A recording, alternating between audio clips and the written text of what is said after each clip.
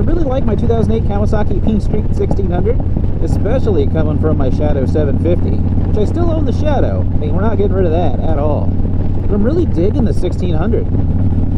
I did notice a few things. You know, I'm a little more jerky on this bike, mainly because I'm not used to it. I bought it right at the end of a season, so over winter, I really couldn't ride the thing. I mean, not without freezing my butt off. But going to this bike from the smaller V-twin, it almost feels like I'm having to learn how to ride all over again. I kind of have this set up the way I had the Shadow set up before I bobbed it out. Got 12-inch apes. That's the same windscreen that was on there. The mirrors are the same. Riot Mini floorboards down low. Heck, I even threw a Mustang seat on here. But it's got a completely different feel to it. I mean, then there's the obvious things, like obviously this bike weighs more and has more power. I mean, obviously, those would be like the two main things you would notice right off the bat. But the weight wasn't horrible. I mean, this only weighs about 100 pounds more than the Shadow does. And being a cruiser, it's all like down low, too. So it's not that bad to manage, actually. The biggest thing I noticed, though, is right here, the throttle.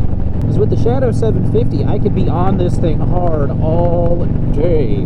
And do not take that out of context, you guys. Don't turn me into a meme, or do, so I can get internet famous. But you could use all the Shadow 750's power all the time. That's why I still like the bike. That's why I'm not getting rid of it. Because in-town stuff like that, man, I could rip that bike around. I mean, heck, I've been riding that thing for 3 years. The confidence level on that bike is like up here. And here, I'm like down here on this one. It's because we haven't spent enough time together. And it's to the point where I'm like a little anxious about it. I mean, which I kind of shouldn't be. I've been riding for 3 years. I feel pretty good about my abilities. And that's kind of been like my problem from the beginning, is that I overthink. So, I mean, I'm sitting here overthinking about being on this bike. Until I get on it, and then I'm fine. And that's just because I overthink everything. Like, oh no, anything could happen. Well, I don't know what might happen. Yeah, you don't.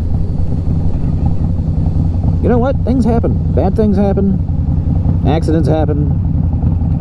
Stuff happens. And that's been my problem. I worry too much about what could happen, but I never get to have any fun because I'm too worried about it.